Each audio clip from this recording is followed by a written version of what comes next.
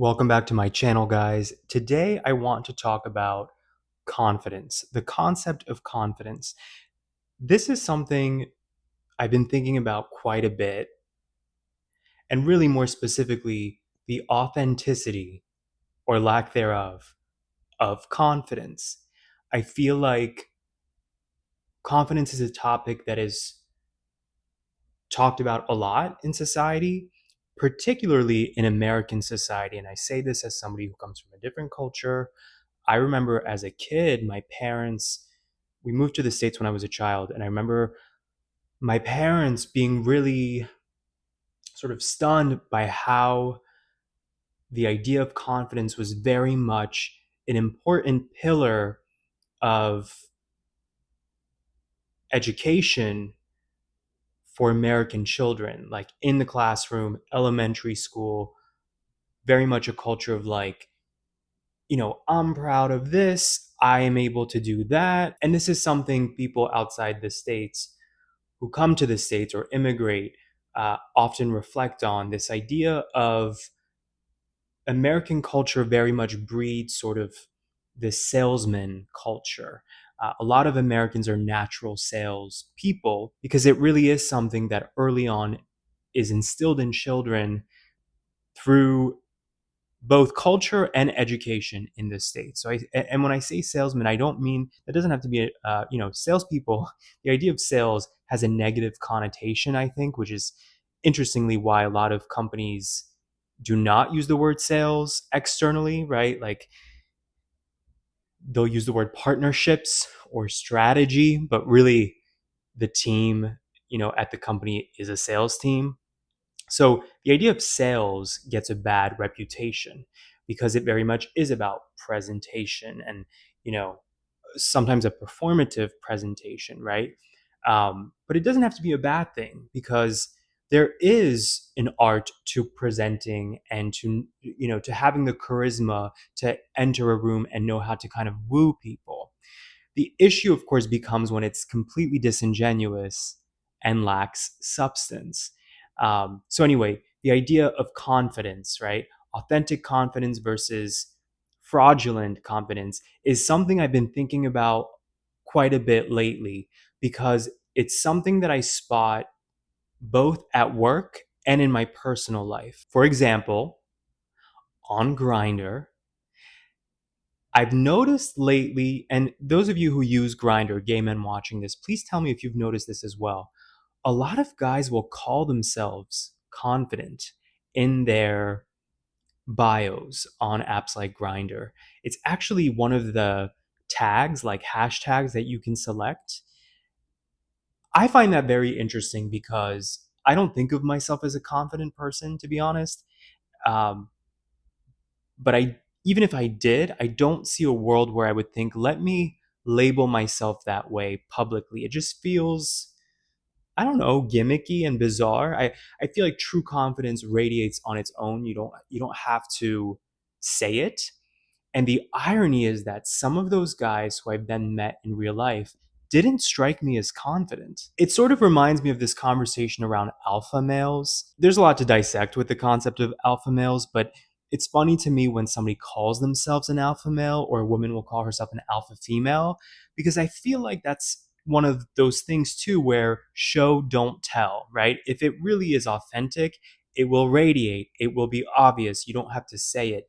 And again, I've also met guys from apps like Grindr who identified as alpha males. And when I met them, I was like, I'm more alpha than you. Like, what are you talking about? So, of course, some of you watching might be thinking, well, that's exactly the point. If somebody's telling you that they're confident, they're probably not. In the same way that people who feel the need to talk about how beautiful they are or how handsome, that's another thing that you'll see on apps. People calling themselves handsome, which is so bizarre to me. It's like, I will decide for you. You don't have to tell me. Also, it's so subjective, right? Physical beauty is so subjective that I just find it very bizarre when people call themselves good looking on apps.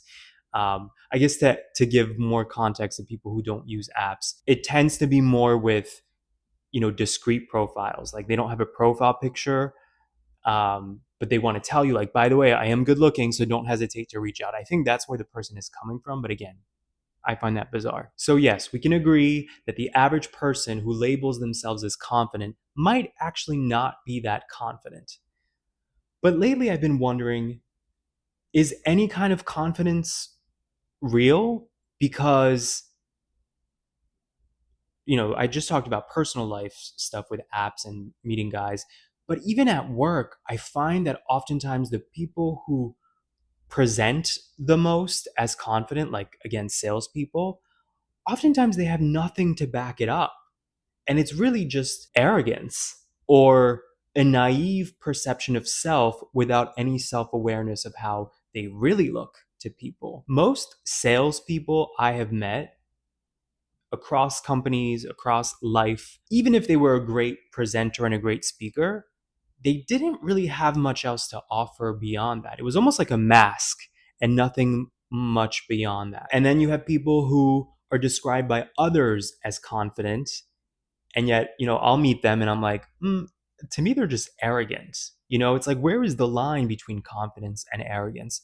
Of course, the basic sort of distinguishing factor is that arrogance is considered, you're overestimating your achievements and your potential and your value. But I would argue that a lot of people who are considered confident aren't actually confident. They're arrogant or even at times borderline narcissistic. So all of this has been, these are the things I think about when I go on my bike rides in Miami Beach, or even on my runs. Sometimes I run on the boardwalk here in Miami.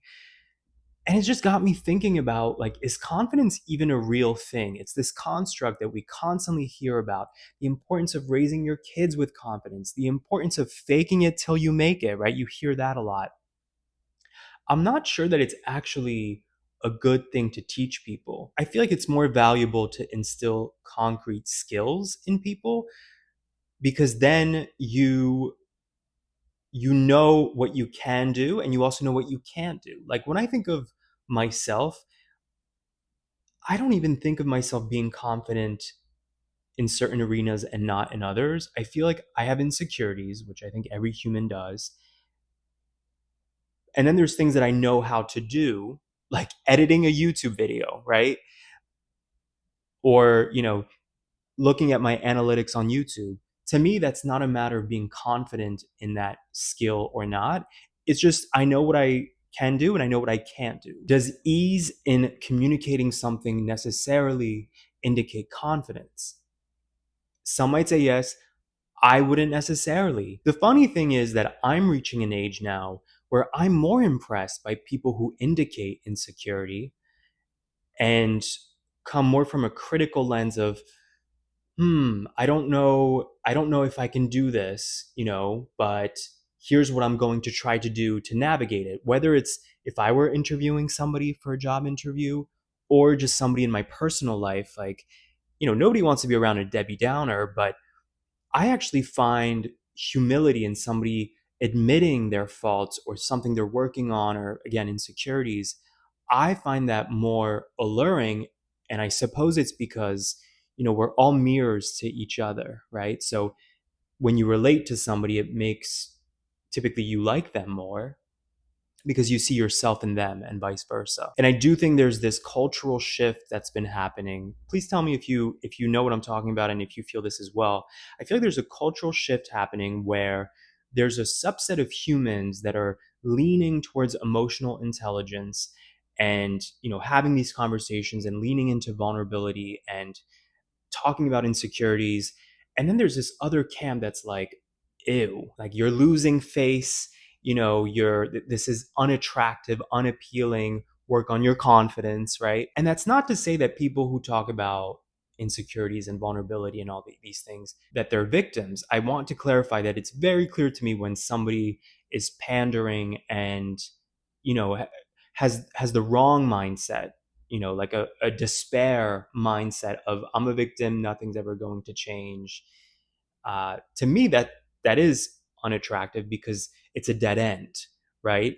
It's not a solution oriented mindset. um, but I don't think there's anything wrong with having very transparent conversations about, like, I am struggling with this.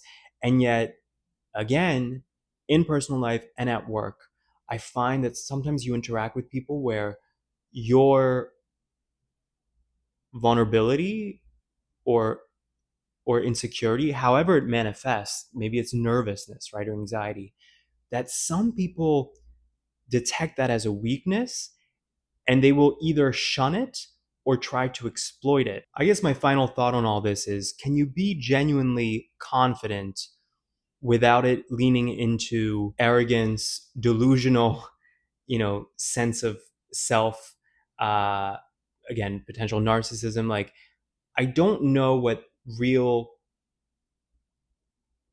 confidence looks like because I feel like most people I encounter are at one end of the spectrum or at the other.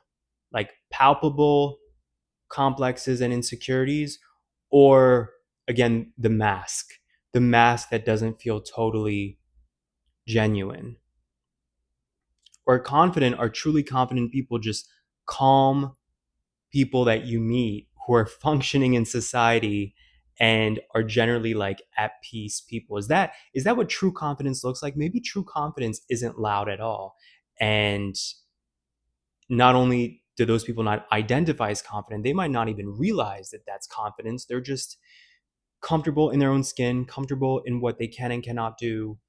Perhaps that is just what confidence is. The people sort of blending into the general public who are not at one extreme or another, they're sort of invisible in that sense, but they're really the people who are like the foundation of society, right? Moving in silence. I've said a lot. This was a total rant, stream of consciousness video. I had a lot of coffee today, I should say.